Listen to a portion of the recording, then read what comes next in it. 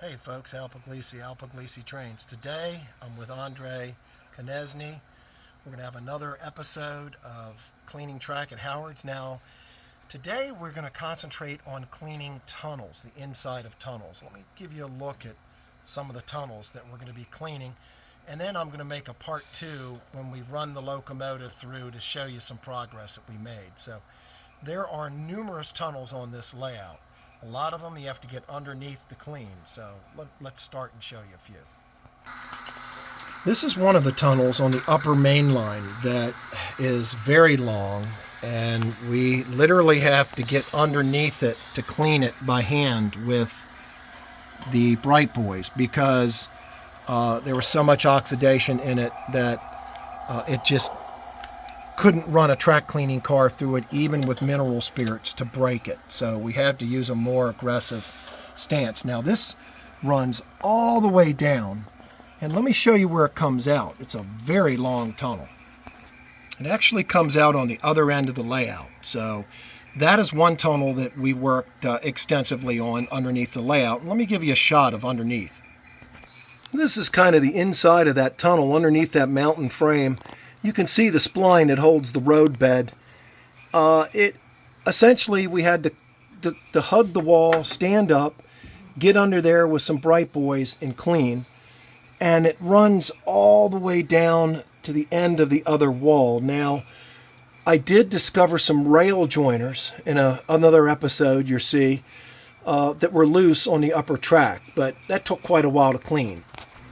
There are a lot of in and out tunnels. And what I mean by an in and out tunnel is a tunnel that goes in and it's not too big, comes right out the opposite side, and then starts another tunnel, which is again is not too big and pops out on the other side. They're a little bit easier to get to clean, both with track cleaning cars and with by hand.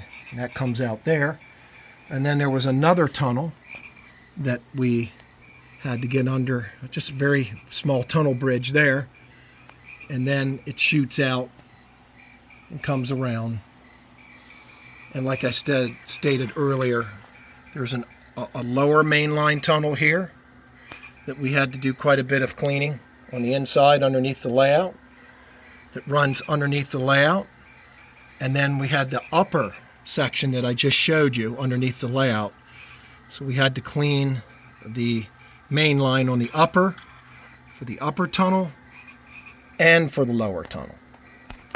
We worked on this particular tunnel today, which comes around, and Andre was able to get underneath that, the section of the layout, and clean, while I was cleaning these bridges here very, very carefully to get everything clean here, which also goes into another tunnel, which we had to get underneath of, and we had to run the track cleaning car under it numerous times to break down the dirt and oxidation. That's a shorter tunnel that comes out here. Again, here's another short tunnel that we had to go underneath the layout and get to, and that comes out on the opposite side, upper and lower. Now I'm going to do a final video where we're going to run the locomotive through what we cleaned on the layout so far to show you. But this entire back wall here, this mountain, actually has a tunnel under it that the train disappears through, and you'll see that on an upcoming episode. Here's the other side of that mountain that I was just showing you that runs along the wall. Again, trains run underneath that mountain. Not just in front of it, but underneath it. You can see one of the tunnel openings there. And it actually loops around and comes back out on the other side. And when we do a test run, I'll show you.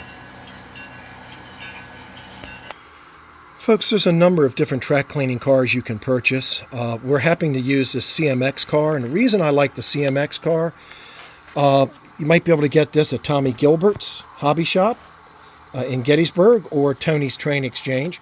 These are not cheap. They're about $160, and they are very heavy. It weighs feels like it weighs almost 2 pounds. And because it's so heavy and it's sprung it actually scrub cleans the track because of the weight.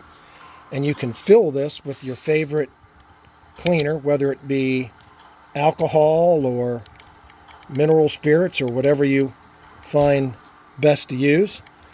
And you can regulate the flow of the dropping down on the pad with this lever. This increases the flow and then decreases the flow, depending on what way you turn it. But it's a fantastic product. It's very, very heavy. And the pads, it goes through pads very quickly. And you can buy the pads, or you can cut pads. I used a shop towel to cut pads. Or you can buy, Andre found these pads, Wayne's HOCMX replacement pads.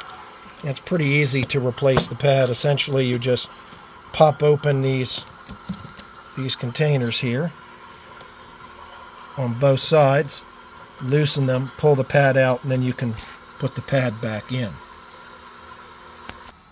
So folks, the next time we fire this up, we'll show you the progress.